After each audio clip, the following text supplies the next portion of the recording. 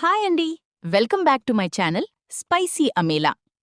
మాలినీతో పారిజాతం స్నేహం, చంప పగులగొట్టిన శివన్నారాయణ. మరి ఇదంతా ఎలా జరగబోతుంది అని తెలుసుకోవాలంటే వీడియోని చివరి వరకు చూసేయండి.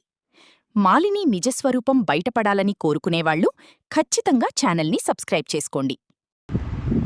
ఇక సూరజ్, జోష్న, దీప అందరూ కూడా ఆఫీస్లో వర్క్ చేస్తూ ఉంటారు.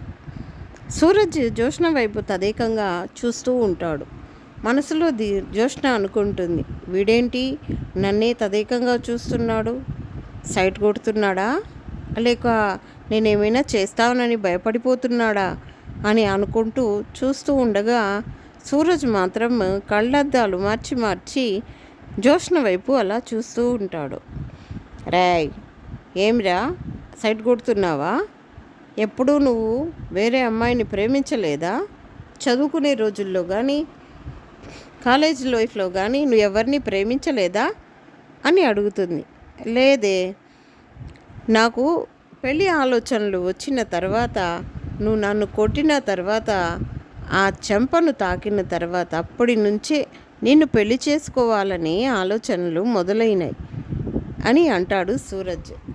ఏమి పిచ్చి పిచ్చిగా ఉందా అని అరుస్తూ ఉంటుంది ఇక జోష్న. అయితే ఇలాంటి ఆలోచనలు నువ్వు పెట్టుకుంటే పది జన్మలకు కూడా నువ్వు బ్రహ్మచారిగానే ఉండిపోతావు అని అరుస్తూ ఉంటుంది.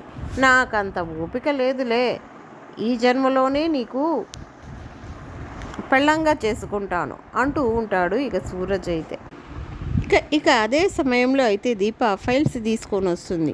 వీళ్ళు ఇలా కొట్లాడుకోవడం చూసి నవ్వుకుంటూ ఉండగా దీపనైతే అరుస్తుంది. ఏమిటే నవ్వుతున్నావు అని అనగా, దీప నీకేంటి, నువ్వెందుకు అరుస్తున్నావు అనేసి అరుస్తుంది. ఇక సూరజ్ కూడా టీ తాగడానికి అనేసి బయలుదేరి వెళ్ళిపోతాడు. జోష్నకి అంతలోనే వాళ్ళ గ్రానీ నుంచి కాల్ అయితే వస్తుంది. ఏంటి గ్రానీ కాల్ చేశావు అని అనగానే, ఎవరికి చెప్పకుండా త్వరగా బయటికి రా రా రా అంటూ పిలుస్తూ ఉంటుంది. ఎందుకు రావాలి, ఎక్కడికి రావాలి అసలు చెప్పు అని అంటూ ఉండగానే, అవన్నీ ఇప్పుడు నేను చెప్పను కానీ నీ సెల్ ఫోన్ని నువ్వు అక్కడే వదిలి బయటికి రా అని అంటుంది. నువ్వు త్వరగా బయటికి వస్తే మనం ఒక చోటకి వెళ్ళాలి అని అంటుంది. ఎక్కడికి అని ఎన్నిసార్లు అడిగే ప్రయత్నం చేసినా జోష్న పారిజాతం మాత్రం ఏ ప్లేస్కి తీసుకెళ్తున్నటువంటి సంగతి చెప్పదు. నువ్వు సెల్ ఫోన్ అక్కడే పెట్టేసి ముందు బయటకి రా అని అంటుంది. సరే అని ఇక జోష్న కూడా ఆ సెల్ని అక్కడే మొబైల్ని ఆఫ్ చేసేసి అక్కడే పెట్టేసి ఇక బయలుదేరే ప్రయత్నం అయితే చేస్తూ ఉంటుంది. అంతలోనే సూరజ్ అక్కడికి చేరుకుంటాడు. ఏంటి మేడం ఎక్కడికో బయలుదేరేట్టుగా ఉన్నారే అని ఇంతవరకు పెట్టుకొని నువ్వు బయటికి వెళ్తావా అని అడగగా, ఏమీ నీకు చెప్పి వెళ్ళాలా ఇప్పుడు అని అంటుంది. అవును అని అనగానే, నీ ఫ్యామిలీతో కలవడానికి వెళుతున్నాను, నీతో పెళ్ళి కుదుర్చుకోవడానికి నీ ఫ్యామిలీతో మాట్లాడడానికి వెళుతున్నాను అంటూ వెటకారంగా జవాబిచ్చి అక్కడి నుంచి అయితే బయలుదేరి వెళ్ళిపోతుంది. ఇక పారిజాతము, జోష్న ఇద్దరూ కూడా కలిసి మాలిని ఇంటికైతే వెళ్తారు. జోష్నకి ఈ విషయం తెలీదు. ఆ ఇంట్లో ప్రవేశించిన తర్వాత ఇల్లు మొత్తం అలా చూస్తూ, గ్రాని నువ్వు ఎవరింటికి తీసుకొచ్చావు అని అడుగుతుంది జోష్న. అప్పుడు పారిజాతం అంటుంది, మన ఇంటికేనే, ఈ ఇల్లు మనదేనే అని అంటుంది. ఈ ఇల్లు మనదా, అసలు నువ్వు ఎక్కడికి తీసుకొచ్చినావు అని అడుగుతూ ఉండగానే మాలిని అక్కడికి చేరుకుంటుంది. ఈవిడి ఇంటికని తెలిస్తే నేను అస్సలు వచ్చేదాన్నే కాదు. గ్రాని నీకేమైనా పిచ్చి పట్టిందా, ఎందుకు ఇక్కడికి తీసుకొచ్చావు, తాత చెప్పిన విషయం మర్చిపోయావా? కాంచన్ అత్తను ఇంటికి తీసుకొచ్చినప్పుడు తాత ఏమని చెప్పాడు మర్చిపోయినావా గ్రాని అని అరుస్తుంది. అంతలోనే ఇక మాలిని అయితే, ఏమీ మాతో మాట్లాడకూడదు, మాతో దూరంగా ఉండాలని అన్నాడా అని అడుగుతూ ఉంటుంది. మీతో కలవకూడదని అన్నాడు మా తాత. ఏంటి గ్రాని నువ్వు చేసిన పనులు అని అరుస్తూ ఉంటుంది.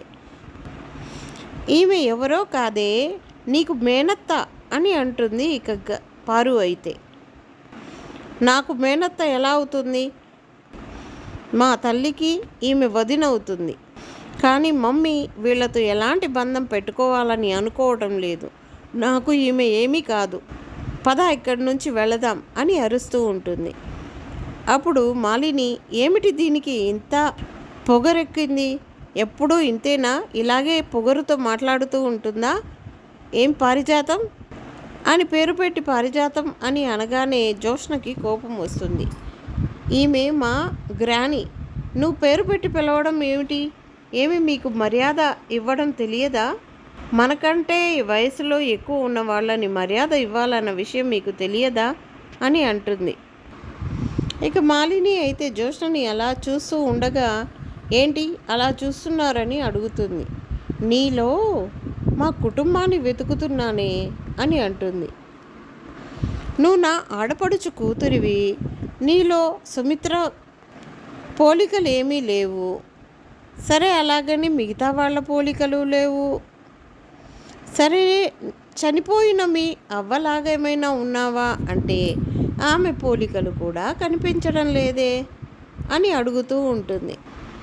అంతలోనే పారిజాతం ఈమె చూసే పసిగట్టేసేలా ఉంది అని భయపడిపోతూ ఉంటుంది. ఇక్కడ ఇదే ఇలా ఉండగా అక్కడైతే ఆఫీసులో ఆ ఫైల్స్ అన్నీ కూడా ఎక్కువగా వేసుకుని ఇంకా దీప అయితే వర్క్ చేసుకుంటూ ఉంటుంది.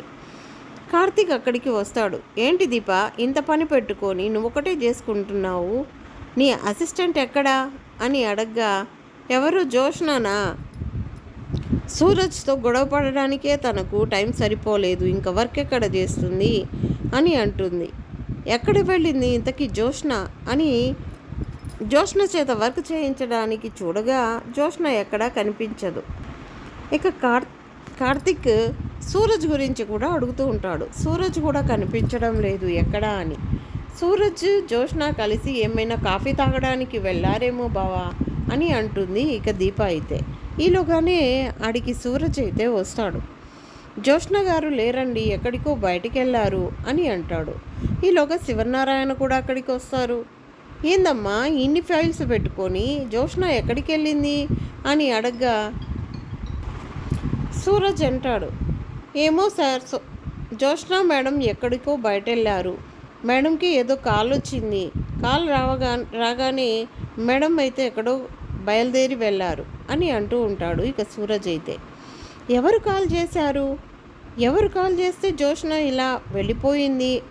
ఆఫీస్లో ఎవరికీ చెప్పకుండా అది ఎలా వెళుతుంది అని అనుకుంటూ ఉంటారు. సూరజ్ అయితే చెప్తాడు, నాకు తెలిసి ఆమె బెస్ట్ ఫ్రెండ్ అయినటువంటి వాళ్ళ గ్రాని ఏమైనా కాల్ చేసిందేమో సార్ అని కార్తిక్ కూడా అంటూ ఉంటాడు.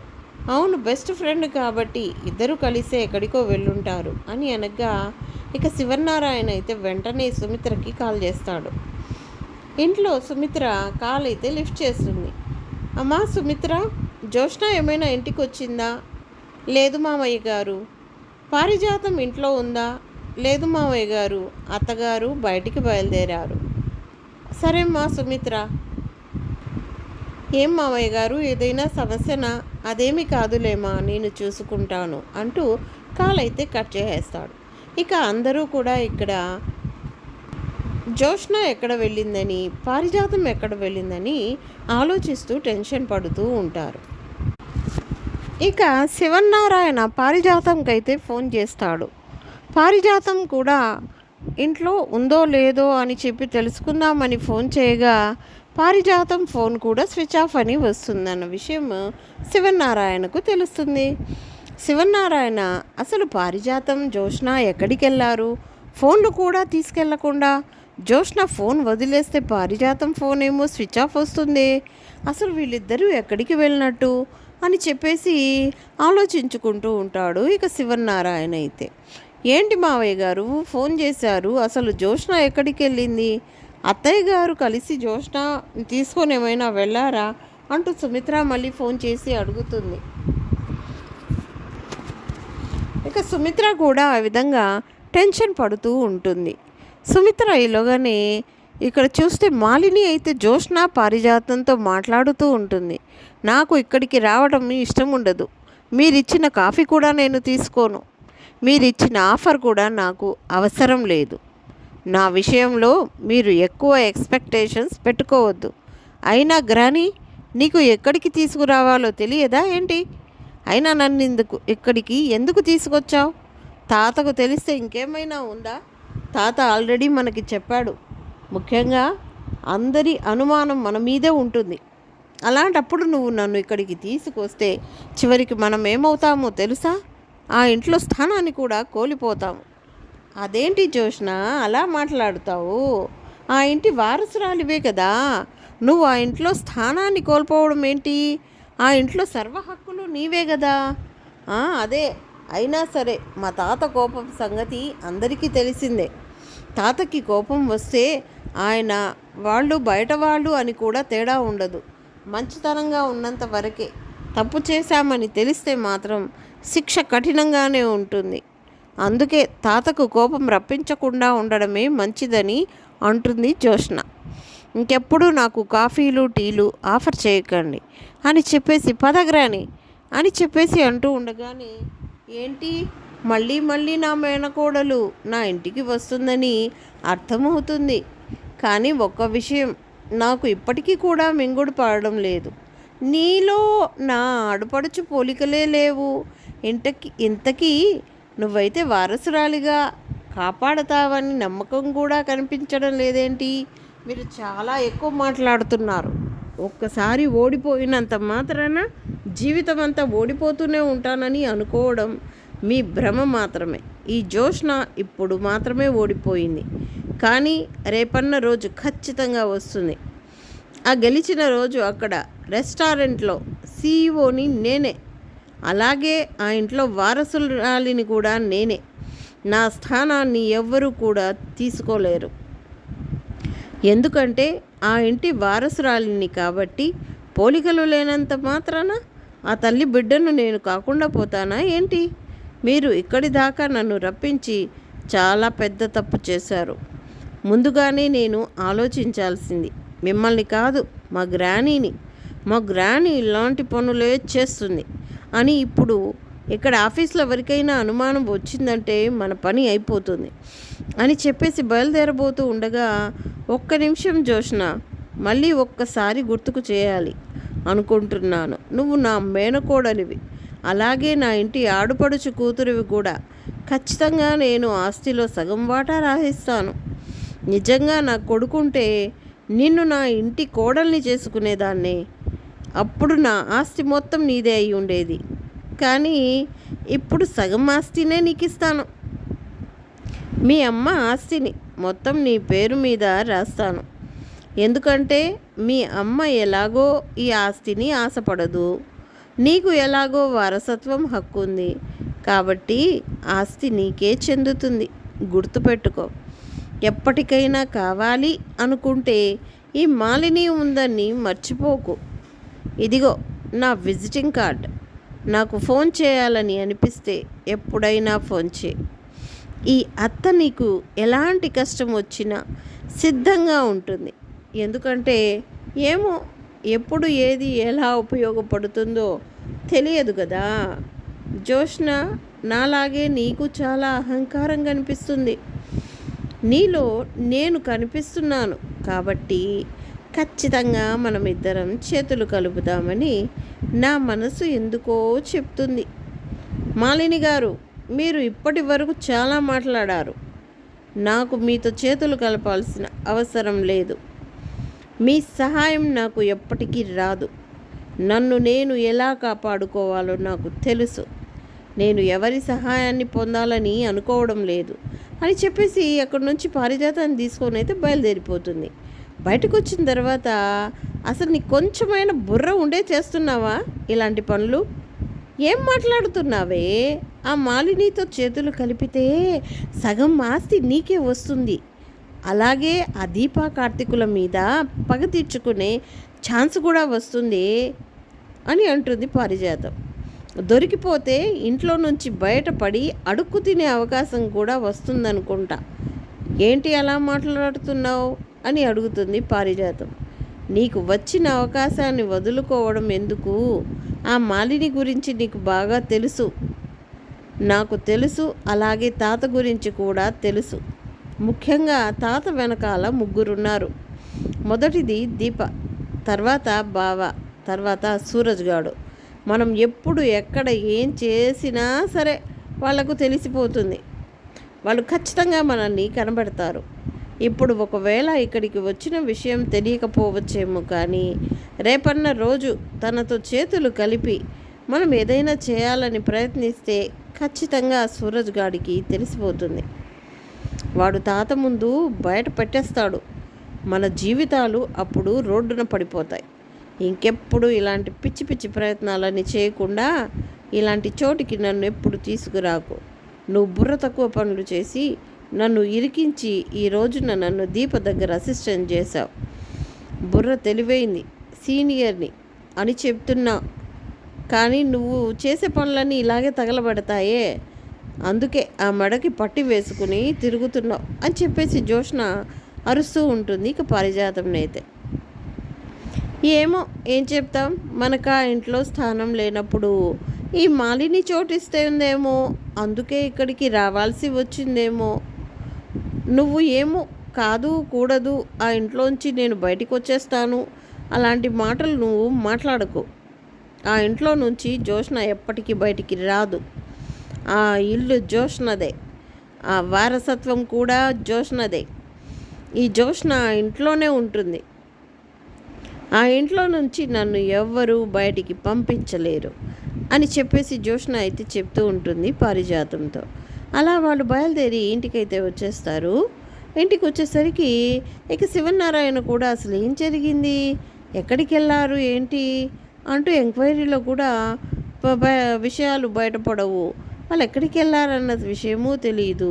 ఇక టెన్షన్ పడుతూ ఉంటారు. సూరజ్ ఒక పక్క, అలాగే కార్తిక్, శివనారాయణ కంగారు పడుతూ ఖచ్చితంగా పారు ఉంది కాబట్టి ఇద్దరు కలిసి తిరిగి వస్తారన్న నమ్మకం ఉంది తాత. పారు ఖచ్చితంగా ఏదో పని మీదే తీసుకెళ్ళుంటుంది. పారు ఉన్న చోట ఉండదు కదా. ఏం చేసినా సరే పారు ఏ పని చేసినా అక్కడ ఏదో మెలకు ఉంటుంది కదా. అవునురా, ఏదో జరిగింది. ఫోన్ పట్టుకెళ్లకుండా తన ఫోన్ కూడా స్విచ్ ఆఫ్ చేసిందంటే వాళ్ళు ఎక్కడుంటారో మనకి తెలియకూడదని చేసిన పనేరా. వాళ్ళు ఎక్కడికి వెళ్ళారో తెలుసుకోవాలి, ఖచ్చితంగా తెలుసుకోవాలి అని చెప్పేసి ఇక శివనారాయణ అయితే అంటూ ఉంటాడు. ఇక సుమిత్ర కూడా అంటూ ఉంటుంది, ఏంటి మావయ్య గారు ఇదంతా? జోష్నకి ఎన్నోసార్లు చెప్తున్నాం, కానీ ఎందుకు ఇలా చేస్తుందో అర్థం కావడం లేదు. లేదమ్మా, ఇందులో జోష్న తప్పేమీ లేదనిపిస్తుంది. ఈ పారిజాతం ఎప్పటికీ మారదు. దీనికి ఎన్ని శిక్షలు వేసినా దీని బుద్ధిలో మాత్రం మార్పు రావడం లేదు. ఈసారి దానికి ఎలా బుద్ధి చెప్తానో చూడమ్మా. ఇంకా మరోసారి జోష్నని తప్పుదారి పట్టించకుండా ఉంటుంది అని చెప్పేసి అంటూ ఉంటాడు శివనారాయణ అయితే. అలాగే అనుకున్నట్టుగానే పారిజాతం జోష్న ఇంట్లో అడుగు పెడతారు. ఆల్రెడీ దీప మీటింగ్ స్టార్ట్ అయి ఉంటుంది ఇంట్లో అందరితో. కార్తిక్, దీప, అలాగే సూరజ్, అలాగే సుమిత్ర, శివనారాయణ అందరూ ఇంట్లో ఉంటారు. ఎక్కడికి వెళ్ళారు అని చెప్పేసి ఇక శివనారాయణ అయితే వాళ్ళని లోపలికి రాగానే గట్టిగా అడుగుతూ ఉంటాడు. తాతకు తెలిసిపోయినట్టుంది. నీకు చెప్తూనే ఉన్నాను, నువ్వు చేసే పిచ్చి పనుల కారణంగా ఈరోజు నేను తలదించుకోవాల్సి వస్తుంది. ఎక్కడికని చెప్తే నువ్వు వినలేదు, వినకుండా నన్ను కూడా తీసుకెళ్ళావు. ఇప్పుడు చూడు ఎలాంటి పరిస్థితి వచ్చిందో. ఒసే ఉండవే, ఈ విషయాలేమి మీ తాతకు తెలిసి ఉండవు. ఎక్కడికి వెళ్ళామని అడుగుతున్నాడు, అంతే, ఏదో రకంగా మేనేజ్ చేసేద్దాం ఉండు అని చెప్పేసి అంటూ ఉంటుంది ఇక పారిజాతం అయితే. ఈలోగానే కార్తిక్ శివనారాయణ ఒక సైగ చేస్తాడు. కార్తిక్ బయటికి అయితే వెళ్తాడు. ఎందుకంటే కార్లో ఆల్రెడీ డ్రైవర్ ఉంటాడు కదా. ఆ డ్రైవర్ని మేనేజ్ చేసే ప్రయత్నం చేసినా డ్రైవర్ మాత్రం వాళ్ళ మాట వినడు. డ్రైవర్కి కార్తిక్ కొంత డబ్బు అయితే ఇస్తాడు. అలా ఇచ్చిన తర్వాత డ్రైవర్ ఎక్కడికి వాళ్ళను తీసుకెళ్ళాడో, ఏ ప్లేస్లో ఆగారో ఇదంతా కూడా చెప్పేస్తాడు కార్తిక్కి. ఈలోగా లోపల ఉన్న పారిజాతం అయితే, లేదండి, చిన్న షాపింగ్కి తీసుకెళ్ళాను అంతే. షాపింగ్కి వెళ్ళేటప్పుడు ఫోన్ ఎందుకని చెప్పి తీసుకురావద్దని చెప్పానండి అలాగే ఇక నా ఫోన్ కూడా షాపింగ్ మాల్లో ఎందుకు అని స్విచ్ ఆఫ్ చేసి పెట్టుకోవాల్సి వచ్చింది అని స్విచ్ ఆఫ్ చేసేసిన సంగతి చెప్తుంది. అంతకు మించి ఎక్కడికి వెళ్తామండి మేము, ఎక్కడికి వెళ్ళలేదు అని కంగారు పడుతూ పారిజాతం అయితే చెప్తూ ఉంటుంది. అవునా, షాపింగ్కి మాత్రమే వెళ్ళారా? అయినా ఆఫీస్ టైంలో జోష్నని తీసుకొని షాపింగ్కి వెళ్ళడం ఏంటి? జోష్న ఆఫీస్లో దీప కింద అసిస్టెంట్గా పనిచేస్తుందన్న విషయం నీకు తెలియదా?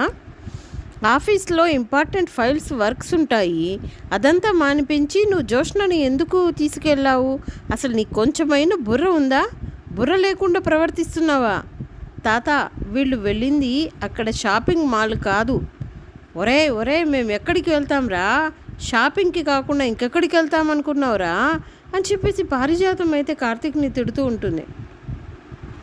బావా ఏదో తెలుసుకున్నాడు, మొత్తం మీద బావకి ఆ డ్రైవర్ నిజం చెప్పేశాడా అని జోష్న అయితే మనసులో భయపడుతూ ఉంటుంది. ఇక జోష్న, కార్తీక్ చెప్పురా, ఎక్కడికి వెళ్ళారు వీళ్ళిద్దరూ? నిజం చెప్పరా కార్తీక్ అని చెప్పి శివనారాయణ అడుగుతూ ఉంటాడు. తాత, వీళ్ళిద్దరూ వెళ్ళింది మాలిని గారి ఇంటికి. ఏం మాట్లాడుతున్నావురా? మాలిని ఇంటికి వీళ్ళిద్దరూ వెళ్ళారా? అవును తాత, డ్రైవర్ని అడిగితే వాడు చెప్పలేదు. ఈవిడ ఇచ్చిన డబ్బుకి వాడు నోరు మూశాడు. కానీ ఆ తర్వాత వాడు నోరు తెరవాలంటే మరికొంచెం డబ్బు వాడి చేతిలో పెట్టాలి. అప్పుడే వాడైతే నిజం చెప్పేస్తాడు. వీళ్ళిద్దరూ మాలిని వాళ్ళ ఇంటికి వెళ్ళారంట అని చెప్పి అనేసరికి పారిజాతం అటు గట్టిగా కేక వేస్తాడు. ఈలోగా సుమిత్ర, ఎందుకే ఈ కుటుంబాన్ని నాశనం చేయాలని కోరుకుంటున్నావు? ఈ ఇంటి వారసురాలు అని ఇలాంటి పనులు చేస్తావేమిటి? ఈ ఇంటిని కాపాడే స్థానంలో ఉన్న నువ్వే ఈ ఇంటిని చిక్కుల్లో పడేస్తున్నావా? ఎందుకై ఇలాంటి పనులు చేస్తావు? నిన్నెవరు వెళ్ళమన్నారు? జోష్న, ఎందుకు వెళ్ళావు? అసలు ఆ ఇంటికి వెళ్ళాల్సిన అవసరం నీకేముంది అని చెప్పేసి అంటూ ఉండగానే, మమ్మీ నువ్వు ఆగు, చెప్పు పారిజాతం, ఆ ఇంటికి ఎందుకు వెళ్ళావు? జోష్న, నీకు ఆ ఇంటికి వెళ్ళాల్సిన పనేముంది అని ఒకవైపు అయితే శివనారాయణ గెంతులేసేస్తూ ఉంటాడు. నేను ఆఫీస్లో ఉండగానే నాకు ఫోన్ చేసింది గ్రాని. ఫోన్ చేసి నన్ను రమ్మంటే నేను అక్కడికి వెళ్ళే వరకు వాళ్ళ ఇంటికని నాకు తెలియదు తాత. ఏంటి, నిజమేనా? నువ్వు దొరికిపోయాక మీ గ్రాని మీదకి తోసేస్తున్నావా? లేదా తాత, నేను చెప్పేది నిజమే గ్రాని నన్ను బలవంతంగా తీసుకుని వెళ్ళింది, అక్కడేం మాట్లాడారు అని చెప్పేసి అంటూ ఉండగానే ఇక జోష్న అయితే మాత్రం అక్కడ జరిగిన విషయం మొత్తాన్ని బయట పెట్టేస్తుంది. జోష్నతో మరోసారి డీల్ మాట్లాడిందన్న విషయం, అలాగే జోష్న చెప్పిన సమాధానం, ఇక భార్య చేత మాట్లాడిన మాటల విషయం పక్కన పెడితే అక్కడ మాలిని మాట్లాడిన మాటల గురించి మాత్రం మొత్తమే బయట పెట్టుతుంది. ఇక జోష్న అయితే తన తప్పు లేదు కాబట్టి ఇక ఎప్పుడు నేను తల ఉంచితే మళ్ళీ నాకు శిక్ష పడుతుంది. ఈ గ్రాని ఏదైనా పిచ్చి పనులే చేస్తుంది. ఇప్పుడు గ్రానీతో పాటు నేను కూడా ఇరుక్కునే పరిస్థితి వస్తుంది. అలాంటి పరిస్థితి రాకూడదంటే నిజం చెప్పాలి. నిజం చెప్పేసి నిజాన్ని చెప్పేయడంతోనే ఇక పారిజాతాన్ని ఇంకా చల్లు అనిపిస్తాడు. ఒకవైపు అయితే శివనారాయణ ఒక్కసారిగా షాక్ అయిపోతుంది. ఇక జోష్న అయితే, ఎందుకు వెళ్ళావు? నీకు వార్నింగ్ ఇచ్చాను, నాకు తెలుసు నువ్వు డబ్బుకి లొంగిపోతావని తెలుసే. ఈ ఇంటి గుట్టుని తీసుకెళ్ళి మాలిని చేతిలో పెడతావని, మాకు ద్రోహం చేస్తావని నీ వంకర బుద్ధి తెలుసే నీకు చెప్పాను. కానీ ఈ రోజున నా మనవరాల్ని ఇంటికి తీసుకొని వెళ్తావా? అసలు ఎంత ధైర్యం నీకు? నువ్వు ఇక్కడ ఉండనే కూడదు, వెళ్ళు. ఆవిడ గారు నీకు ఎంత డబ్బు ఆఫర్ చేసిందో అంతా తీసుకొని అక్కడే ఉండు. ఇక జీవితంలో ఈ ఇంటి గడప తొక్కకు అని చెప్పేసి అంటూ ఉంటాడు శివనారాయణ. అది కాదండి, నేను చెప్పేది వినండి. నేను వినదలుచుకోలేదు పారిజాతం. నీ గురించి నాకు పూర్తిగా తెలుసు. నువ్వెవరైనా నా మీద పగబట్టి ఉన్నారు అంటే వాళ్లతో చేతులు కలిపి నన్ను నాశనం చేయాలని ఖచ్చితంగా ప్రయత్నిస్తావు. ఇప్పుడు కూడా ఆ మాలినితో చేతులు కలిపి నన్ను నాశనం చేసి నా మనవరాల్ని కూడా ఆ మాలిని గుప్పెట్లో పెట్టాలని చూసావు. నా మనవరాల్ని తీసుకుని వెళ్ళి ఆ మాలినికి అమ్మేయాలని నీకెలా అనిపించింది? ఆ మాలిని డబ్బుకి నా మనవరాలు అమ్ముడిపోతుందని ఎలా అనుకున్నావు? పోనీలే, ఏదో మనవరాలు దూరం అయ్యింది, ఇక నువ్వు జోష్నలో నీ మనవరాల్ని చూసుకుంటావు అని చెప్పి తనతో ఎంతో క్లోజ్గా ఉన్న మీ ఇద్దరు ఒకటైపోయి ఎన్ని తప్పులు చేసినా క్షమించాను. మీ ఇద్దరిని దూరం చేయలేదు. మీ ఇద్దరు కలిస్తేనే తప్పులు చేస్తారని ఆలోచించి వదిలేశాను. కానీ చివరకు నా మనవరాలి భవిష్యత్తుతోనే నువ్వు ఇంకొకరి చేతిలో పెట్టి మనవరాల్ని నాకు అగైన్స్ట్గా తయారు చేయాలని అనుకుంటే నిన్ను క్షమించే ప్రసక్తే లేదు పారిజాతం అని చెప్పేసి అంటూ ఉంటాడు శివనారాయణ. అలా అనేసరికి ఏమండి, బుద్ధి గడ్డి తిని ఇలా తప్పు చేసేసానండి. మా మాలిని ఫోన్ చేయడంతో ఏం మాట్లాడుతుందో ఏంటో అని చెప్పి జోష్నని తీసుకువెళ్ళానండి. జోష్న తీసుకురమ్మనేసరికి అని చెప్తూనే ఉంటుంది. చిచ్చి, ఏం మనిషివే నువ్వు! ఇంత వివరంగా చెప్పిన తర్వాత కూడా అసలు జోష్నని తీసుకురమ్మంటే తీసుకువెళ్ళావని ఎలా మాట్లాడుతున్నావు? తను ఎవరిని గుప్పట్లో పెట్టుకోవాలని చూస్తుంది? నా కూతుర్ని గుప్పట్లో పెట్టుకొని డబ్బు ఆశ చూపించాలని చూసింది. నా కూతురు, నా మనవడు లొంగలేదు. ఇంకా ఎవరు ఇంట్లో బలహీనంగా ఉన్నారని చూసింది నువ్వు ఏది చెప్పినా చేసి జోష్న. అందుకే మీ ఇద్దరిని తన గుప్పట్లో పెట్టుకొని ఈ శివనారాయణ బలాన్ని బలహీనతగా మార్చాలని చూసింది. నువ్వు నాకు అగైన్స్ట్గా ఇక ఆ మాలినితో చేతులు కలపడానికి నా మనవరాలనే తీసుకెళ్ళావు. ఇంకా నీ మాటలు ఎవరైనా నమ్ముతారా పారిజాతం? అసలు నిన్ను చూస్తుంటేనే జాలి కాదు కదా, చంపేయాలని కసి పుడుతుంది. దాని భవిష్యత్తుతో ఆడుకునే హక్కు, అధికారం నీకు నేను ఎప్పుడూ ఇవ్వలేదు. తనతో సంతోషంగా నీ మనవరాలను చూసుకుంటున్నావు కాబట్టి నిన్ను ఎప్పుడు తన విషయంలో గట్టిగా ఏమీ మాట్లాడలేకపోయాను. కానీ నువ్వు తన భవిష్యత్తుతో ఆడుకుంటుంటే మాత్రం చూస్తూ ఊరుకునే ప్రసక్తే లేదు. ఇంటి బయట నిలబడి ఇక అలానే జీవితాంతం ఎదురు చూస్తూ ఉండిపోతావు. అటు చూసే దిక్కులేక, అడుక్కునే భోజనం పెట్టే దిక్కులేక ఒంటరిగా ఉండిపోవాల్సిన పరిస్థితి నీకు ఏర్పడాలి. నిన్ను ఇంట్లో ఉండనిస్తే నా కొంపకే నిప్పు పెట్టేలా కనిపిస్తున్నావు. మాలిని గురించి తెలుసు కదా, తెలిసి కూడా నువ్వు ముందడుగు వేశావు అంటే నీ మనసులో నాపై ఎంత పగ, ప్రతీకారం రగిలిపోతుందో నాకు తెలుసు అని చెప్పేసి ఇక ఒక్కసారిగా షాక్ అయితే పారిజాతానికి ఇస్తాడు. ఎంతగా బ్రతిమలాడినా సరే వినిపించుకోడు శివనారాయణ. తాత, అది కాదు తాత. ఏంట్రా, ఏం చెప్పాలనుకుంటున్నావు? పారిజాతాన్ని వెనుకేసుకు రావాలనుకుంటున్నావా? లేదు తాత, బుద్ధి చెప్పాలి. అలాగని గడప దాటిస్తే మరో అవకాశం మనం మాలినికి ఇచ్చినట్టు అవుతుంది. ఇక్కడ గడప దాటిన పారు ఖచ్చితంగా ఆ ఇంటికి వెళ్ళి చేరుతుంది. మన కుటుంబం మీద పగ తీర్చుకోవడానికి ఈ ఇంటి గుట్టు అక్కడ తన చేతిలో పెడుతుంది. అలాంటప్పుడు ఇక పరిస్థితులు మారిపోతాయి. అప్పుడు మనం ఏం చేసినా కూడా తర్వాత ఇంకా మన చేతిలో ఏమీ ఉండదు. చేతిలోంచి చేజారే పరిస్థితులు వస్తాయి.